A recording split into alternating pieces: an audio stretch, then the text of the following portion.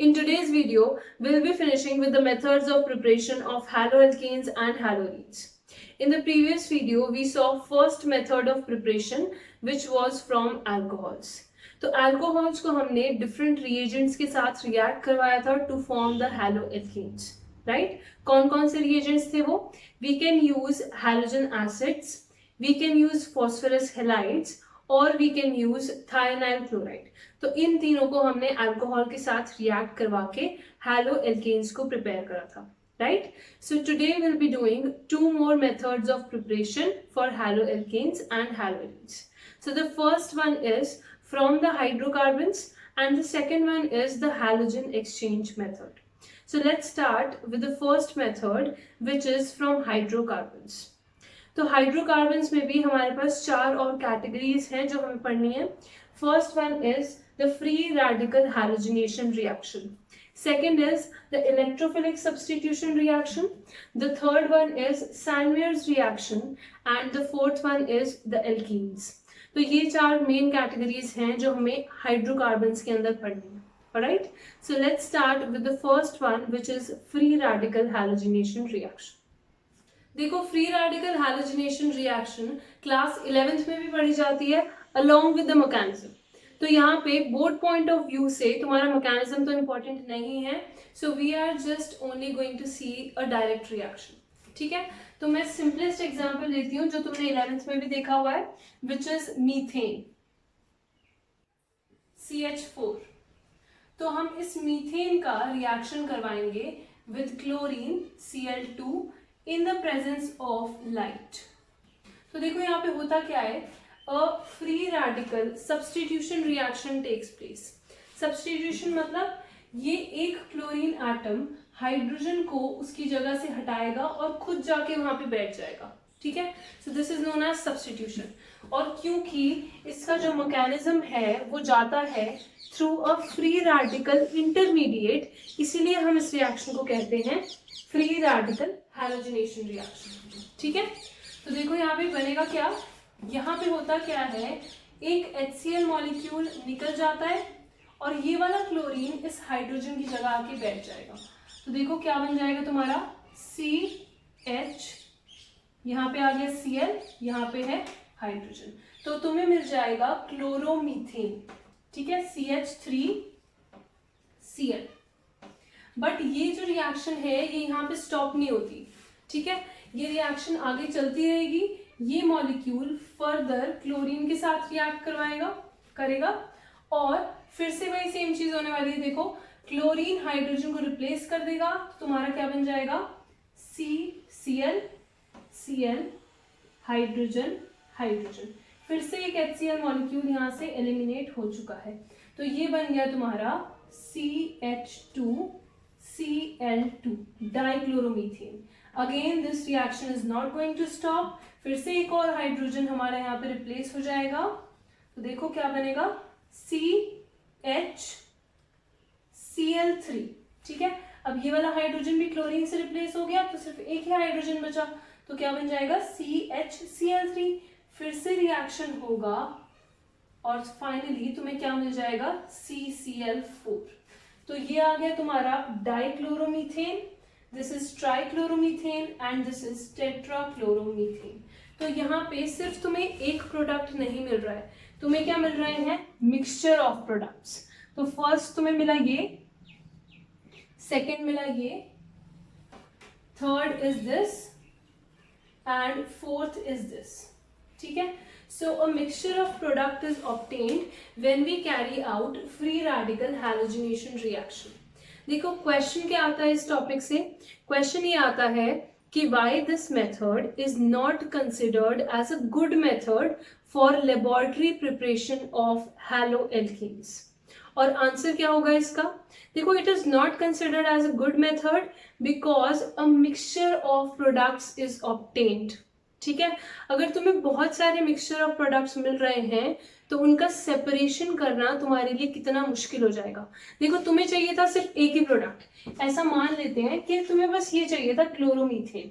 ठीक है, लेकिन तुम्हें ये सेकंड, थर्ड और फोर्थ प्रोडक्ट फ्री के मिल गए, ये तुम्हें चाहिए भी नहीं थे, तो यील्ड भी इसकी कम हो जाएगी. राइट। जो परसेंटेज ऑफ प्रोडक्ट तुम्हारा ऑब्टेन हो रहा है ये वाला, इसकी यील्ड भी कम हो जाएगी क्योंकि ये भी कुछ परसेंटेज ले रहे होंगे टोटल मिक्सचर में, राइट। तो फर्स्ट थिंग ये हो गई कि यील्ड कम हो गई तुम्हारे प्रोडक्ट की जो तुम्हें चाहिए था। और सेकेंड थिंग, अब तुम्हें क्या करना पड़ेगा, इन तीनों को रिमूव भी तो करना पड़ेगा, राइट। तुम्हें सेपरेशन कैरी आउट करनी पड़ेगी।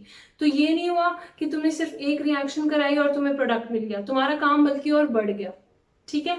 तो इसीलिए हम कहते हैं this is not a very good method for preparation of haloalkanes because a mixture of products is obtained which is difficult to separate and also the yield of the product obtained may be also low, ठीक है। so this is your answer। तो हम क्या करते हैं, हम कुछ और एग्जाम्पल्स देख लेते हैं और उनमें भी प्रोडक्ट्स बना के देखते हैं कि किस किस टाइप के और कितने टाइप के प्रोडक्ट्स बन सकते हैं, ठीक है। तो मैं यहाँ पे एग्जाम्पल ले रही हूँ ब्यूटेन का। ब्यूटेन का फॉर्मूला क्या होता है, CH3 CH2 CH2 CH3, right. तो इसको मैंने रिएक्ट करवाया है with chlorine in the presence of sunlight. तो यहाँ पे होगा क्या, देखो different mixture of products obtain हो सकते हैं, ये हमें पता ही है। तो किस टाइप के प्रोडक्ट हमारे ऑब्टेन होंगे यहाँ ये देखते हैं। देखो अगर सिर्फ एक ही क्लोरीन एटम एक हाइड्रोजन को रिप्लेस करता है तो हमें मिलेगा मोनोहैलो प्रोडक्ट, मतलब कि हमारे प्रोडक्ट में सिर्फ एक क्लोरीन एटम दिखेगा, ठीक है। लेकिन ऐसा भी तो हो सकता है कि दो क्लोरीन एटम दो हाइड्रोजन्स को रिप्लेस कर दें, राइट। तो हमारा जो प्रोडक्ट होगा उसे हम फिर कहेंगे डाईहैलो प्रोडक्ट। तो फिर तुम्हें प्रोडक्ट में दो क्लोरीन दिख रहे होंगे। ऐसे ही हमारे तीन क्लोरीन सब्स्टिट्यूट कर सकते हैं हाइड्रोजन्स को, तो वो क्या हो जाएगा ट्राईहैलो, टेट्राहैलो, राइट। तो ये लाया करते हैं हमारे पॉलीहैलो कंपाउंड्स की कैटेगरी में। तो ऐसा नहीं है कि सिर्फ एक ही क्लोरीन हमारा एक हाइड्रोजन को सब्स्टिट्यूट करे, हमारे एक से ज्यादा भी हाइड्रोजन्स यहाँ पे सब्स्टिट्यूट हो सकते हैं, ठीक है। But just to make things simpler NCERT में सिर्फ मोनोहैलो कंपाउंड्स की बात करी हुई है, ठीक है। तो हम भी यहाँ पे मोनोहैलो कंपाउंड्स की ही बात करेंगे।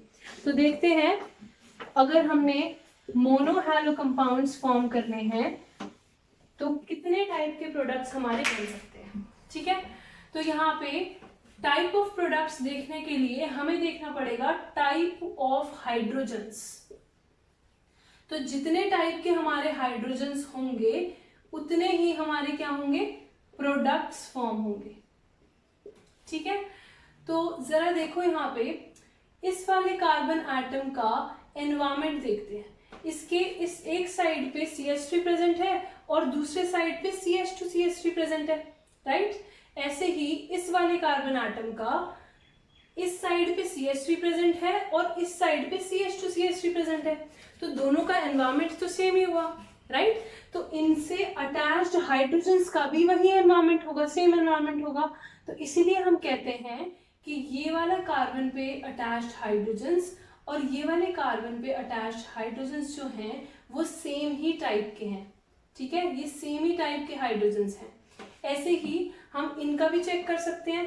देखो इस CH3 के एक साइड पे खाली है जगह और दूसरे साइड पे CH2 CH2 CH3 लगा है। ऐसे ही इस वाले कार्बन के एक साइड पे खाली है जगह और दूसरी साइड पे CH2 CH2 CH3 लगा है।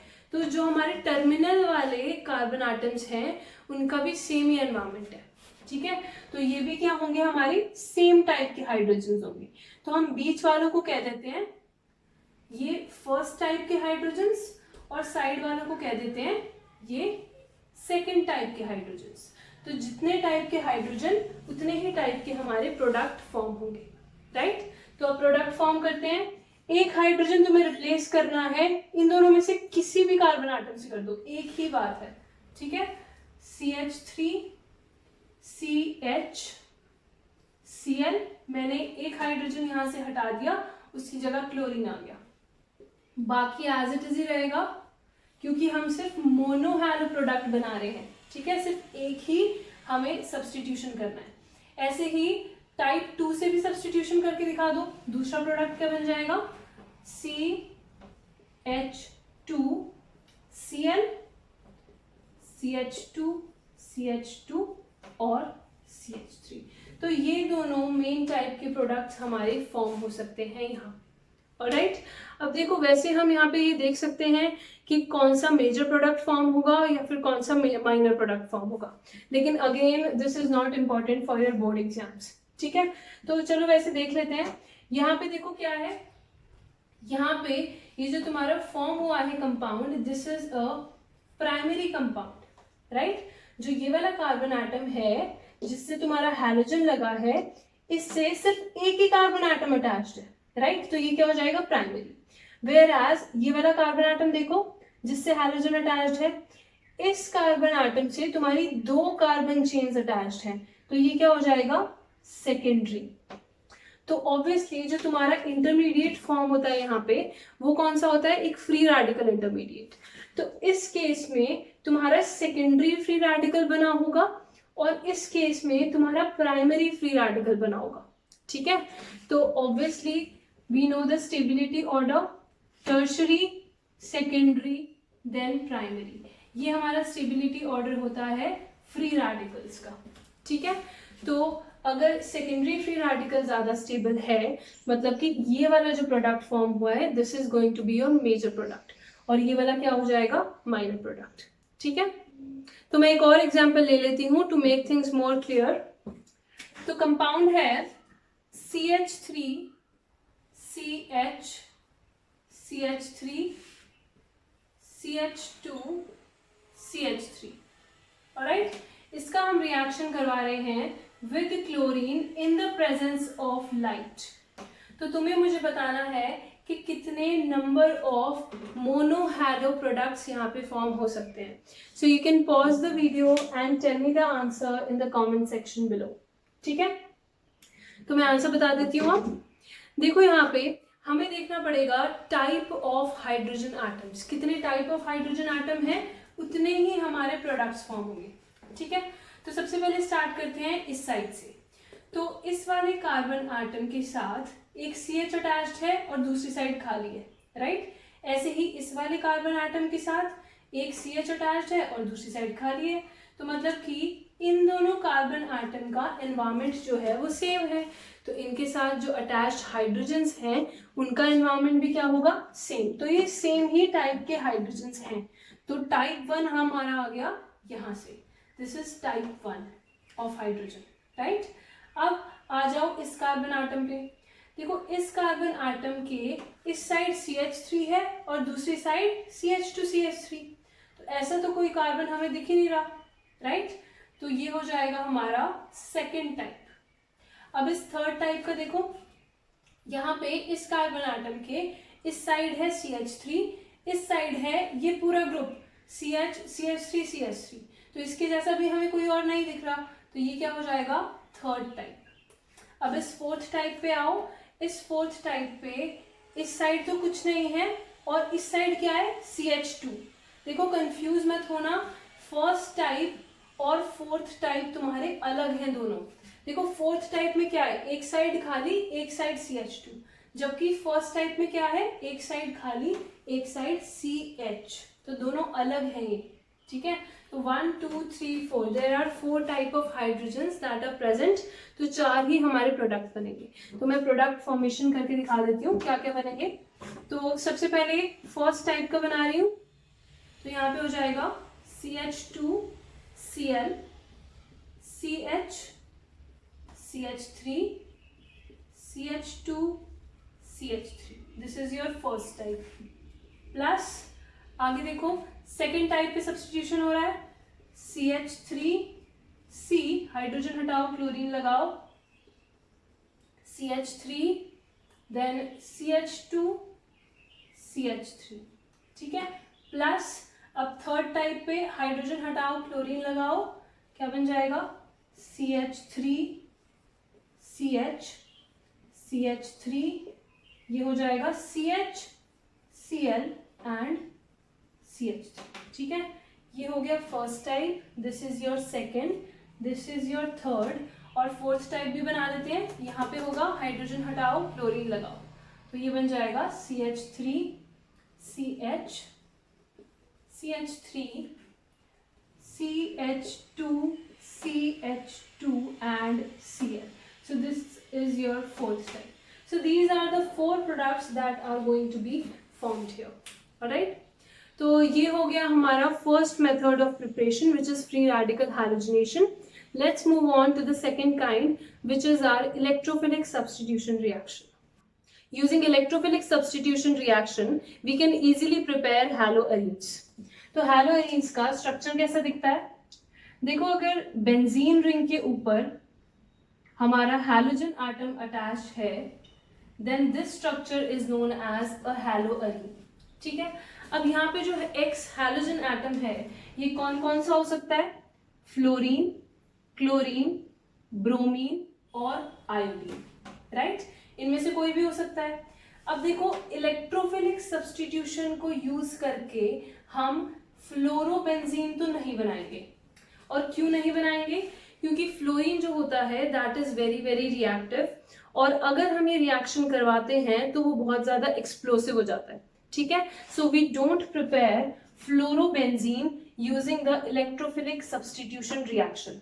ठीक है, और अगर हमें क्लोरोबेंजीन और ब्रोमोबेंजीन को प्रिपेयर करना है, तब इनको हम प्रिपेयर कर सकते हैं यूजिंग डायरेक्ट हैलोजिनेशन. ठीक है, इनका प्रिपरेशन सबसे ज्यादा इजी होता है.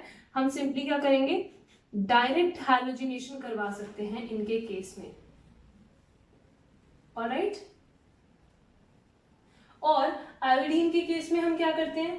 देखो, आयोडीन के केस में जो रिएक्शन होता है that is a reversible reaction. तो इसके केस में हमें एक ऑक्सीडाइजिंग एजेंट का यूज करना पड़ता है. ठीक है, oxidising agent is used for preparing your iodobenzene. ठीक है, तो एक एक करके समझते हैं. सबसे पहले हम देखेंगे एक general reaction for this electrophilic substitution, उसके बाद हम एग्जांपल्स देखेंगे. Alright, so I am taking benzene here. Benzene का रिएक्शन हम करवाते हैं हैलोजन के साथ. डायरेक्ट हैलोजिनेशन कर रहे हैं हम सबसे पहले. तो कोई भी हैलोजन लिया, X2. अब ये ध्यान रखना कि ये जो X2 है यहाँ पे, ये या तो Cl2 हो सकता है या फिर Br2 हो सकता है. ठीक है, क्योंकि डायरेक्ट हैलोजिनेशन इन्हीं के केस में पॉसिबल है. तो इनका हम रिएक्शन करवाएंगे with benzene in the presence of a Lewis acid. Lewis acid कौन होते हैं? जो इलेक्ट्रॉन को एक्सेप्ट करते हैं. तो ये होते हैं electron acceptors, right? Lewis acid कौन होते हैं? Electron acceptors. तो देखो, होगा क्या यहाँ पे? ये जो हैलोजन एटम इस X2 से हमें मिलेगा, वो इस हाइड्रोजन को रिप्लेस कर देगा और उसकी जगह पे जाके बैठ जाएगा. ठीक है, दोबारा बताती हूँ.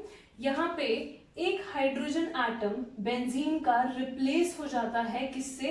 एक हैलोजन एटम से. तो यहाँ पे HX एलिमिनेट हो जाएगा और ये X जाके इस हाइड्रोजन की प्लेस ले लेता है. तो यहाँ पे देखो क्या फॉर्म हो जाएगा तुम्हारा? हैलोअरीन. ठीक है, हैलोअरीन बन गया और साथ में ये HX तुम्हारा एलिमिनेट हो जाता है. Alright, so this is your general reaction for electrophilic substitution. अब एक एग्जांपल देखते हैं. तो मैं यहाँ पे ले रही हूं मिथाइल बेंजीन.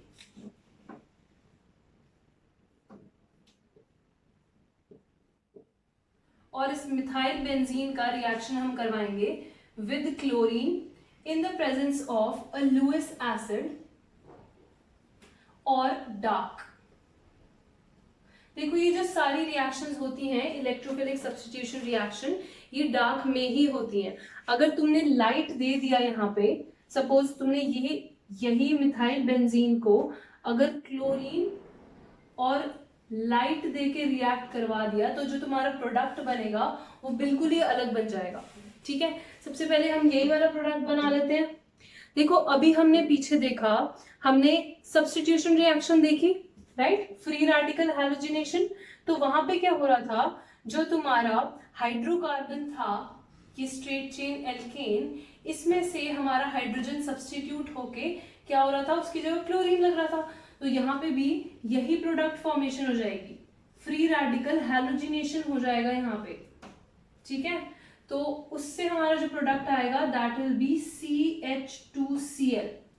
तो हमारा रिक्वायर्ड प्रोडक्ट तो आया ही नहीं, हमें क्या चाहिए, हेलोअरीन।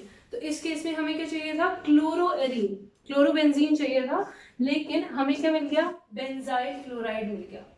ठीक है, तो हम क्या करेंगे, यहाँ पे डार्क जरूर मेंशन कर देंगे when we are reacting with Lewis acid and chlorine. Alright, अब ऐसा नहीं है कि लुइस एसिड तुम यही यूज कर सकते हो, तुम लुइस एसिड FeCl3 भी ले सकते हो, FeBr3 भी ले सकते हो, या फिर AlCl3 को भी यूज कर सकते हो। ऑलराइट, इनमें से कोई भी लुइस एसिड तुम यूज कर सकते हो। तो देखो जरा यहाँ पे क्या रिएक्शन होगा, अब मिथाइल ऑलरेडी प्रेजेंट है, तो मिथाइल के रिस्पेक्ट में ऑर्थो और पैरा पोजिशन पे यहाँ पे सब्स्टिट्यूशन हो जाएगा।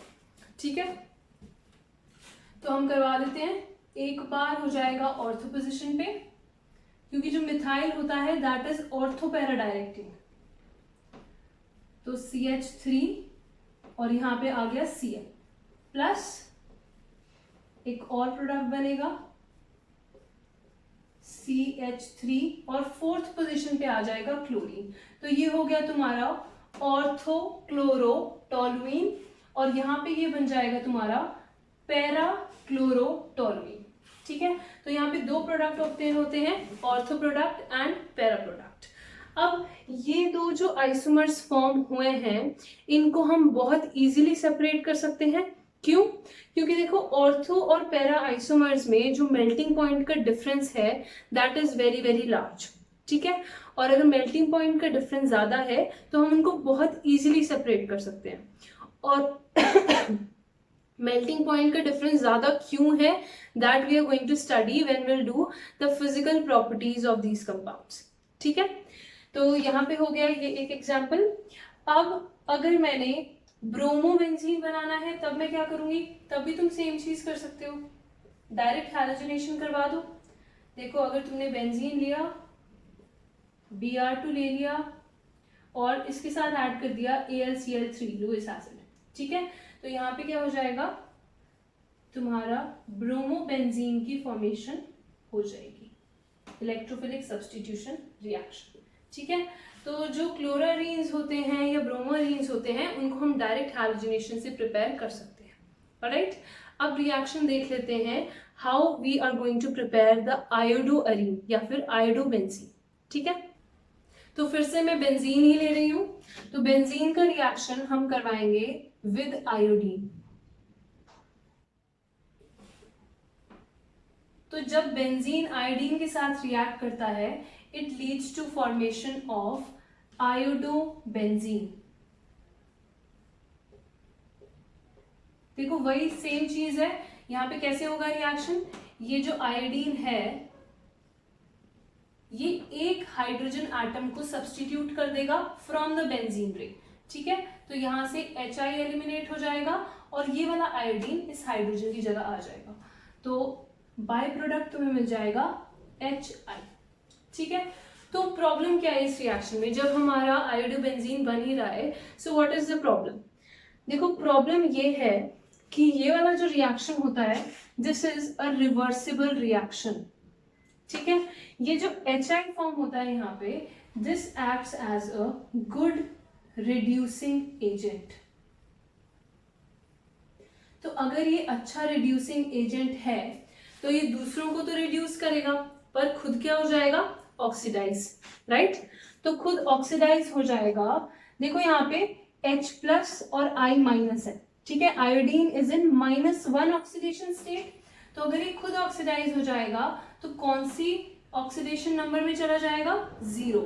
यहाँ पे किस में चला जाएगा, I2। तो Hi की टेंडेंसी होती है वापस I2 में कन्वर्ट होने की, इसीलिए ये क्या है, एक रिवर्सिबल रिएक्शन हो जाता है। ऑलराइट, और अगर ये रिवर्सिबल रिएक्शन हो गया तो मतलब जो हमें प्रोडक्ट चाहिए था इन गुड यील्ड वो तो मिला ही नहीं, इसकी यील्ड तो बहुत कम हो जाएगी। अगर रिएक्शन वापस ही जाने लग गया तो इसका जो अमाउंट है वो डिक्रीज हो जाएगा, जो हमें चाहिए था ज्यादा। ऑलराइट, तो इसको सॉल्व करने के लिए हम क्या करेंगे, in this mixture we are going to add an oxidising agent. ठीक है, तो हम यहाँ पे एक ऑक्सीडाइजिंग एजेंट को ऐड करते हैं, और ऑक्सीडाइजिंग एजेंट क्या हो सकता है हमारा, it can be nitric acid HNO3 या फिर आयोडिक एसिड HiO3। ठीक है, तो होगा क्या, देखो जैसे ही हमने इन दोनों की रिएक्शन करवाई और HI का फॉर्मेशन हुआ, तो HI फॉर्म होते ही रिएक्ट कर जाता है विद द ऑक्सीडाइजिंग एजेंट। ठीक है, जैसे ही वो फॉर्म हुआ वैसे ही वो रिएक्ट करेगा विद आर ऑक्सीडाइजिंग एजेंट जो हमने डाला हुआ है रिएक्शन मिक्सचर में। ठीक है, तो रिएक्शन करा के देखते हैं। अगर ये HiO3 के साथ रिएक्ट करेगा तो ये क्या फॉर्म कर लेता है, I2 प्लस, यहाँ पे बन जाएगा वाटर। ठीक है, तो अब ये रिएक्शन जो है वो हमारे फेवर में ही हो गई। देखो कैसे हुई हमारे फेवर में, तुम्हें ये चीज पता है, अगर हमारी रिएक्टेंट्स की कॉन्सेंट्रेशन ज्यादा होती है तो हमारा फॉरवर्ड रेट ऑफ रिएक्शन क्या हो जाता है, इंक्रीज हो जाता है, राइट। तो यहाँ पे हमने क्या किया, HI को कन्वर्ट कर दिया I2 में, और I2 है क्या, वन ऑफ आर रिएक्टेंट्स। तो हमने अपने रिएक्टेंट की कॉन्सेंट्रेशन बढ़ा दी, तो हमारा रेट ऑफ फॉरवर्ड रिएक्शन क्या हो जाएगा, इंक्रीज हो जाएगा। ऑलराइट, सो ये क्या कर देगा, हमारे आयोडोबेंजीन की यील्ड को भी इंक्रीज कर देता है। ठीक है, तो फ्लोरोबेंजीन तो हम इससे प्रिपेयर कर नहीं सकते, बाकी हमने आयोडोबेंजीन कर लिया, क्लोरोबेंजीन कर दिया और ब्रोमोबेंजीन भी कर लिया, right. Let's come to our next method of preparation which is Sandmeyer's reaction. देखो ये बहुत ज्यादा इंपॉर्टेंट रिएक्शन है, स्पेशली कन्वर्जन्स में इस रिएक्शन का बहुत ज्यादा यूज होता है। ठीक है, तो यहाँ पे सैंडमेयर रिएक्शन को स्टार्ट करने से पहले first we are going to prepare the initial material और initial compound that is required for Sandmeyer reaction. तो यहाँ पे हमें चाहिए होता है बेंजीन डाइजोनियम सॉल्ट। ठीक है, तो बेंजीन डाइजोनियम सॉल्ट को सबसे पहले हम प्रिपेयर करते हैं, उसके बाद हम सैंडमेयर रिएक्शन देखेंगे। तो देखो कैसे प्रिपेयर करेंगे, हम यहाँ पे लेंगे एनिलीन। एनिलीन क्या होता है, बेंजीन रिंग पे NH2 लगा होता है, इसको हम एनिलीन कहते हैं।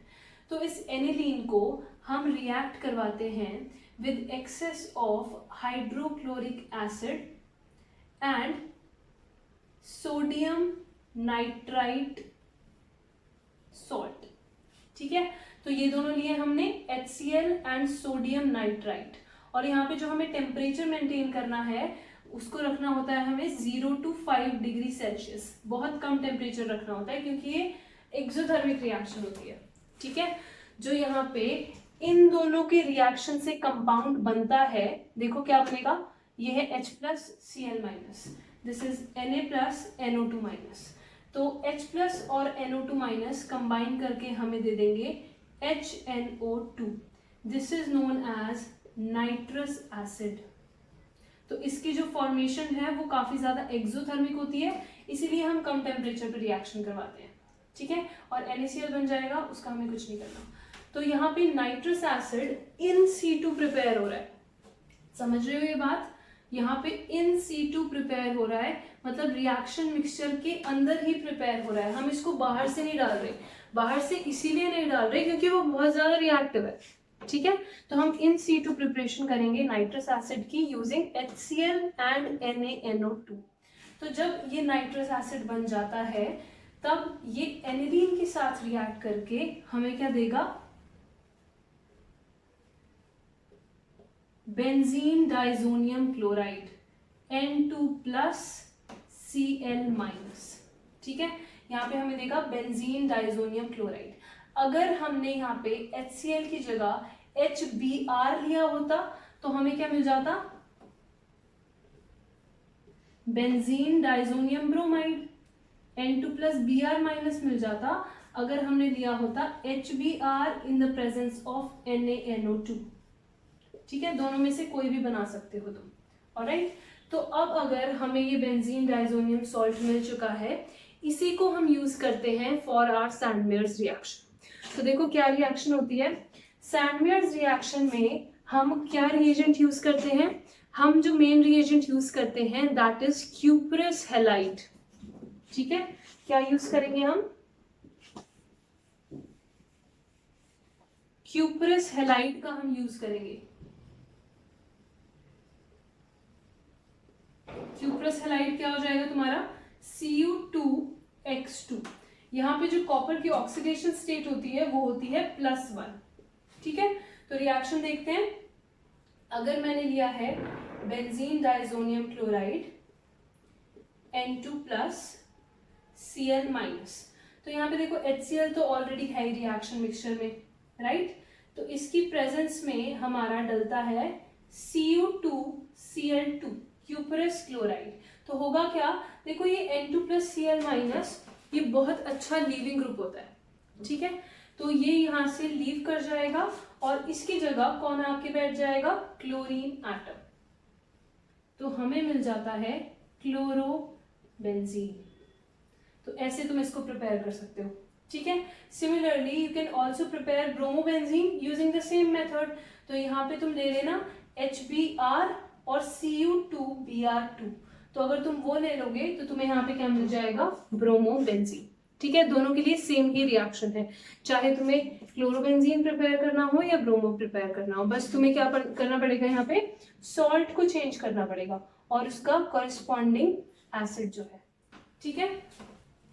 अब देखो, अगर हमें यहाँ पे फ्लोरोबेंजीन और आयोडोबेंजीन को प्रिपेयर करना है तब हम क्या करेंगे, तो उसके लिए हमें ये सॉल्ट्स यूज करने की जरूरत नहीं होती, ठीक है। तो उसके लिए थोड़ा सा अलग मेथड है।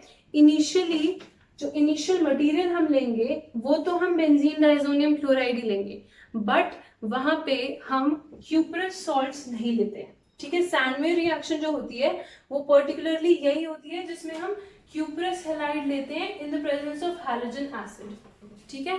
तो अब हम उन दोनों को भी एक बार प्रिपेयर करके देख लेते हैं। तो आयोडोबेंजीन को प्रिपेयर करने के लिए तुम्हें बस बेंजीन डाइजोनियम क्लोराइड को Ki के सोल्यूशन के साथ शेक करना होता है, ठीक है। तो मैं रिएक्शन दिखा देती हूँ। Take benzene diazonium chloride N2+ Cl-, ठीक है। इसको तुम शेक करोगे with the solution of Ki, तो तुम्हें क्या मिल जाएगा यहाँ पे, iodobenzene. It's a very simple reaction, ठीक है। और देखो साथ में क्या होता है, यहाँ पे इसके साथ और क्या रिलीज होगा, ये जो K+ है ये I- के साथ इंटरैक्ट करके निकल जाता है, KCl बना लेगा, प्लस यहां से तुम्हारी नाइट्रोजन गैस इवॉल्व हो जाती है, ठीक है। ये हो गया। और फ्लोरोबेंजीन तुम कैसे प्रिपेयर करोगे, फ्लोरोबेंजीन के लिए हम डालते हैं फ्लोरोबोरिक एसिड HbF4, ठीक है। तो फ्लोरोबोरिक एसिड हम डालेंगे तो होगा क्या, यहाँ पे देखो H+ है और BF4-, तो यहाँ से सबसे पहले तो ये चीज निकलेगी Cl-, और उसकी जगह क्या आ जाएगा, BF4-। तो देखो क्या बना, यहाँ पे ये बन जाएगा N2+ और BF4- रिप्लेस कर देगा Cl- को, तो N2+ BF4-, ठीक है। और HCl यहां से रिमूव हो जाता है, -HCl, alright.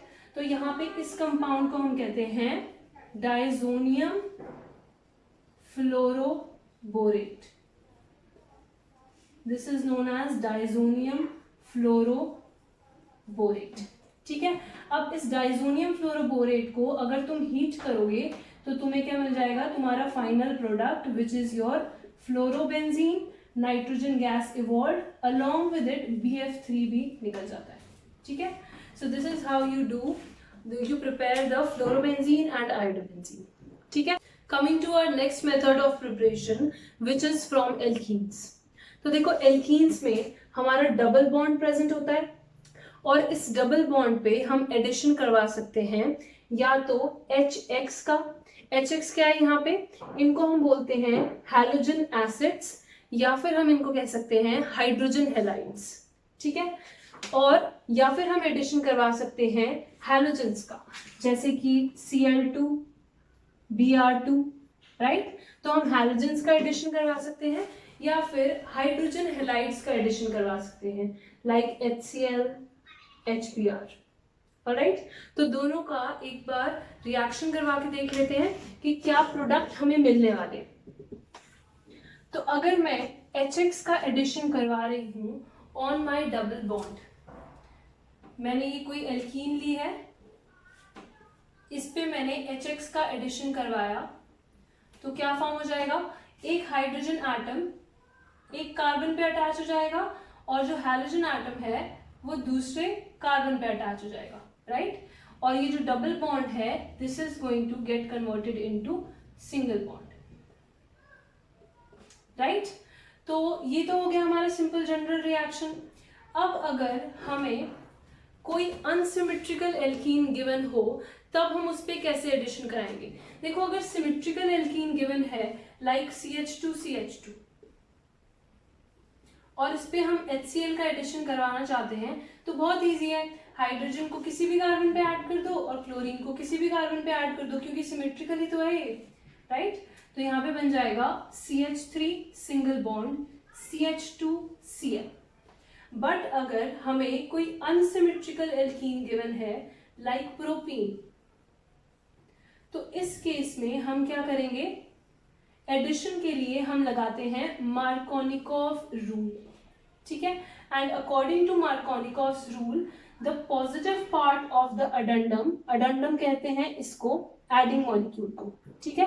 So the positive part of the addendum या फिर हम कहेंगे H+ is going to go on that carbon atom which already contains more number of hydrogens।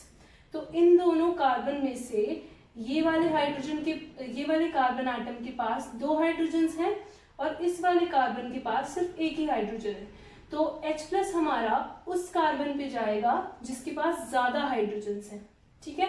तो H+ will go to this terminal carbon और Cl- फिर किस पे जाएगा, इस पे, और डबल बॉन्ड कन्वर्ट हो जाएगा इनटू सिंगल बॉन्ड।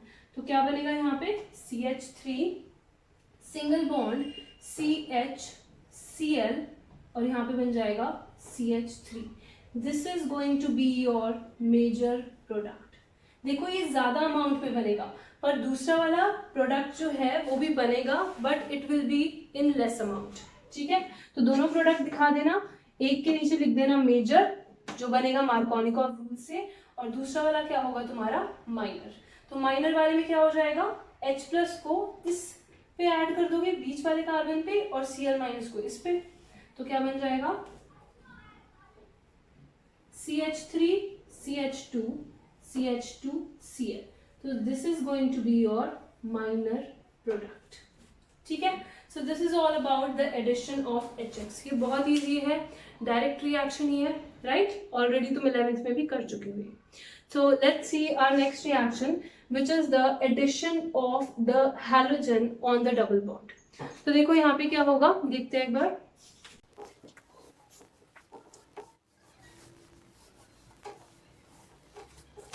तो यहाँ पे मैं एग्जांपल लेती हूँ सिंपलेस्ट मॉलिक्यूल का, ethene CH2 double bond CH2, ठीक है। और इसमें मैंने ब्रोमीन को ऐड करा in the presence of carbon tetrachloride. तो होगा क्या, दोनों ब्रोमीन एटम इस कार्बन कार्बन डबल बॉन्ड पे क्या हो जाएंगे, ऐड हो जाएंगे, और double bond is going to get converted into single bond.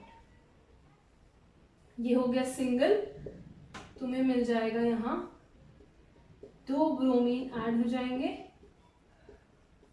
और ये होगा तुम्हारा प्रोडक्ट, ठीक है। क्या मिल गया, CH2Br CH2Br। तो मैंने तुम्हें ऑलरेडी बता रखा है कि जब भी एडजेसेंट कार्बन एटम्स पे हैलोजेंस अटैच्ड हों then such compound is known as a vicinal dihalide. तो इसका नाम क्या हो जाएगा, विसिनल डाइब्रोमाइड, ठीक है। तो एडिशन ऑफ हैलोजेंस हमारे क्या प्रोड्यूस करते हैं, विसिनल डाइहैलाइड्स को प्रोड्यूस करते हैं, ऑलराइट। अब देखो ये एक बहुत इंपॉर्टेंट रिएक्शन है because this can be used as your test for unsaturation. कैसे यूज करोगे तुम इसको टेस्ट फॉर अनसैचुरेशन, अनसैचुरेशन मतलब कि प्रेजेंस ऑफ डबल या फिर ट्रिपल बॉन्ड को अगर तुम्हें डिटेक्ट करना है, that you can do using this bromine. देखो जो ब्रोमीन का कलर होता है दैट इज रेडिश ब्राउन, ठीक है। तो अगर एल्कीन में डालते ही ब्रोमीन का रेडिश ब्राउन कलर टर्न हो गया कलरलेस, तब तुम कहोगे कि हाँ हमारे गिवन कंपाउंड में अनसैचुरेशन प्रेजेंट है, ठीक है। अगर कलर हमारा चेंज नहीं होता है, अगर रेडिश ब्राउन का रेडिश ब्राउन ही रह रहा है तो मतलब अनसैचुरेशन प्रेजेंट नहीं है, राइट। बट अगर गिवन कंपाउंड में, ये था हमारा गिवन कंपाउंड, इसमें ब्रोमीन वाटर डालते ही वो अपना कलर चेंज कर लेता है, if it turns colourless, then we are going to say that the compound has unsaturation in it. Double bond होगा या फिर ट्रिपल बॉन्ड होगा। Alright, so this is all about the preparation methods from the hydrocarbons. अब हमारा last method of preparation बचा है, which is the halogen exchange method. In halogen exchange, we have to do two types of name reactions, Finkelstein reaction and Schwarz reaction. तो Finkelstein reaction से हम prepare कर सकते हैं alkyl iodides and Swarts reaction से हम prepare कर सकते हैं एल्काइल फ्लोराइड्स, ठीक है। तो पहले देखते हैं फिंकलस्टीन रिएक्शन। तो यहाँ पे जो हम रिएक्टेंट लेते हैं that is an alkyl halide only. तो Rx लेंगे हम। देखो ये जो एल्काइल हैलाइड है ये या तो हम एल्काइल क्लोराइड लेंगे या फिर एल्काइल ब्रोमाइड लेंगे, ठीक है। और इसका रिएक्शन हम करवाते हैं with sodium iodide NaI in the presence of dry acetone. तो यहाँ पे होगा क्या, देखो ये NaX रिमूव हो जाएगा और R और I के बीच में बॉन्ड फॉर्मेशन, सो एल्काइल आयोडाइड की फॉर्मेशन हो जाएगी और NaX रिमूव हो जाएगा। तो देखो NaX जो है वो ड्राई एसीटोन में PPT फॉर्म करता है, ठीक है। It is obtained in the form of a precipitate in dry acetone. तो हम क्या कर सकते हैं, हम इजीली इसको फिल्टर आउट कर सकते हैं, इसको बाहर निकाल लेंगे, राइट। और हमें क्या मिल जाएगा, सिर्फ Ri। तो जैसे ही हम इस NaX को बाहर निकालते हैं ये हमारा फॉरवर्ड रिएक्शन का रेट इंक्रीज करने में भी हेल्प करता है। देखो कैसे करेगा, according to the Le Chatelier's principle. Le Chatelier's principle क्या होता है कि अगर हमने किसी भी टाइप का स्ट्रेस दिया अपने सिस्टम को तो system is going to act in such a way so as to remove that stress, ठीक है। सिस्टम उल्टा करता है जो भी हम उसके ऊपर स्ट्रेस डालते हैं उसका, राइट। तो यहाँ पे देखो हमने क्या किया, इसका एक प्रोडक्ट रिमूव कर दिया, राइट। तो सिस्टम क्या करेगा, इस प्रोडक्ट को अब वो इंक्रीज करना चाहेगा। अगर हम इसका एक प्रोडक्ट निकाल लेंगे तो सिस्टम चाहेगा कि अब इस प्रोडक्ट की कॉन्सेंट्रेशन बढ़ जाए, तो वो फॉरवर्ड रिएक्शन का रेट क्या कर देगा, इंक्रीज कर देगा। हम इसको और निकालते जाएंगे वो और इंक्रीज करता जाएगा, ठीक है। सो इसीलिए हम फॉरवर्ड रिएक्शन का रेट भी इंक्रीज कर सकते हैं, तो हमें जो Ri मिलेगा उसकी यील्ड भी क्या होगी, अच्छी होगी, ऑलराइट। इसका एग्जाम्पल देखो, सिंपल एग्जाम्पल ले लेते हैं। CH3CH2Cl, इसको रिएक्ट करवाया with NaI, this is going to give us NaCl precipitate plus CH3CH2I, ethyl iodide, ठीक है। Now let's see our next reaction which is Schwarz reaction. देखो Schwarz reaction में we are going to use metallic fluorides for preparation of our alkyl fluorides, ठीक है। हम क्या use करने वाले हैं, metallic fluorides. Let me also give you an example. Metallic fluorides जैसे कि हम यूज कर सकते हैं COF2, we can use AgF, we can use Hg2F2 या फिर हम यूज कर सकते हैं SbF3, ठीक है। इनमें से कोई भी मेटालिक फ्लोराइड तुम यूज कर सकते हो for the preparation of alkyl fluorides. तो एक एग्जाम्पल से समझ लेते हैं। तो देखो यहाँ पे मैंने एल्काइल क्लोराइड लिया है CH3Cl, ठीक है। और इसको मैंने रिएक्ट करवाया with AgF, तो क्या फॉर्म हो जाएगा, AgCl बाहर और हमें मिल जाएगा यहाँ पे CH3F। फाइन, एक और रिएक्शन देख लेते हैं, CH3CH2Cl। ठीक है, अब हम क्या करेंगे, इसको Hg2F2 के साथ रिएक्ट करवा देते हैं। तो देखो क्या होगा, वही सेम रिएक्शन है। तो यहाँ पे Hg2F2 था, क्योंकि फ्लोरीन तो इसके साथ जाके चिपक जाएगा, तो हमें मिल जाएगा CH3CH2F इथाइल फ्लोराइड प्लस हमें मरकरी का क्लोराइड वाला सॉल्ट मिल जाएगा, सो Hg2Cl2। ठीक है, so this is also a very simple reaction जिसमें हम एल्काइल फ्लोराइड्स को प्रिपेयर करते हैं, right. So with this we end our all the methods of preparation of haloalkanes and haloarenes. Alright, so this is it for today's class. Thank you so much everyone for watching. Have a very good day.